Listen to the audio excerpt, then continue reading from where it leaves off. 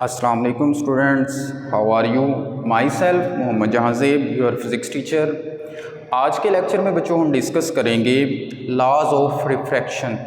Refraction के कवानीन दो हैं जो हम इस चैप्टर में डिस्कस करेंगे।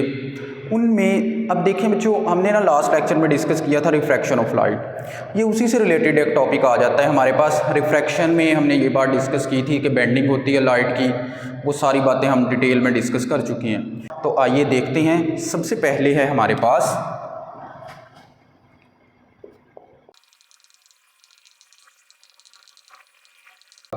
देखिए बच्चों, पहला पॉइंट है हमारे पास incident ray, normal, incident ray, normal and refracted ray at the point of incident all lie on same plane. यानी कि अगर मैं यहाँ पर डायग्राम ड्रा करूँ इसकी, तो देखें आप, ये डायग्राम में हमने क्या किया है, एक लाइट को इंसिडेंट करवा दिया है।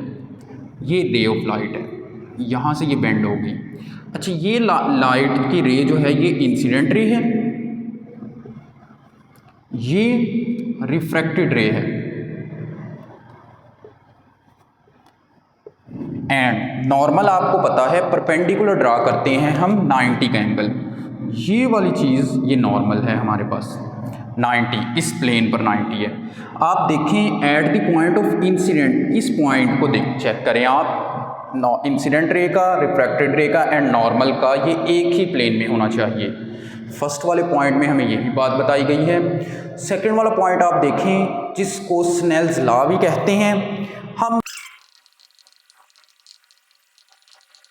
अगर आप सेकंड पॉइंट की बात करें, उसको देखें बच्चे, ratio of sine angle of incidence. देखें यहाँ पर, ratio of sine angle of incidence to sine angle of refraction is equal to constant. यानी कि हमारे पास अगर हम रेशियो लें साइन के साथ, साइन बच्चे ये ट्रिग्नोमेट्रिक रेशियो वाला साइन है, तो sign angle of incidence and sine angle of refraction दोनों की रेशियो, यानी कि उनको डिवाइड करके हम रेशियो लें तो हमारे पास आंसर हमेशा कांस्टेंट आएगा। वो कांस्टेंट को n से रिप्रेजेंट करते हैं। अगर मैं इसकी मैथमेटिकल फॉर्म लिखना चाहूँ तो देखें हमारे पास क्या आएगी, n equals to sine I over sine R. ये हमारे पास बच्चों आ जाता है स्नेल्स लॉ।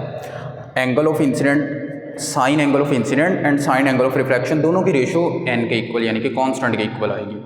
अच्छा, अब इसमें ना हमारी बुक में ये सेकंड पॉइंट में ये स्नेल्स लॉ के बारे में बता दिया गया है, लेकिन एक बात मज़ीद आप याद रखेंगे बच्चे कि ये जो स्नेल्स लॉ हम यूज़ करते हैं, हमने पढ़ा था रिफ्रैक्शन ऑफ लाइट डेंसर से रेयरर में भी होता है और रेयरर से डेंसर में भी होता है। ज़्यादा डेंसिटी से कम डेंसिटी वाली मीडियम में अगर लाइट जाएगी तब भी रिफ्रैक्शन होता है, कम डेंसिटी से ज़्यादा डेंसिटी वाले मीडियम में जाएगी तब भी रिफ्रैक्शन होता है। आप देखें, ये लॉ रेयरर से डेंसर मीडियम के लिए यूज़ किया जाता है।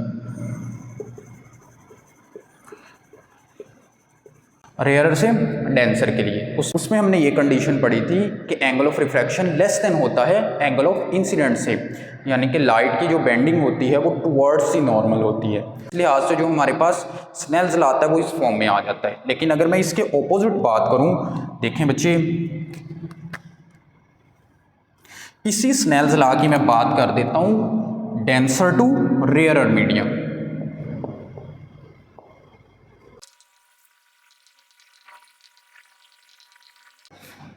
देखें, इसके ऑपोजिट अगर मैं डेंसर से रेयरर की बात करूं तो उलट हो जाता है। कैसे? Ratio of sine angle of refraction to sine angle of incidence is equal to constant. Rarer to denser में हमारे पास क्या था, sine angle of incidence to sine angle of refraction is equal to constant. और इसमें हम क्या करेंगे, साइन एंगल ऑफ रिफ्रैक्शन की रेशियो लेंगे एंगल ऑफ इंसिडेंट के साथ। यानी कि अगर मैं मैथमेटिकल लिखना चाहूँ इसको, तो ये बन जाएगा हमारे पास n equals to sine R over sine आई।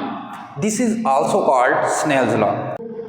ये जो फार्मूला है ये हमारे टॉपिक में नहीं गिवन, लेकिन ये हमारे चैप्टर के 11 वाले न्यूमेरिकल के अंदर यूज़ होता है। वहाँ हमें डेंसर टू रेयरर का डाटा दिया गया है और उसमें आगे हमें एंगल पूछा गया है। तो आप देखिएगा, आपने ये दोनों ही फॉर्मूले याद रखने हैं बच्चे। अगर आ जाए डेंसर टू रेयरर तो आप यही लिखेंगे, अगर रेयरर टू डेंसर आ जाए तो यही लिखेंगे हमारे पास।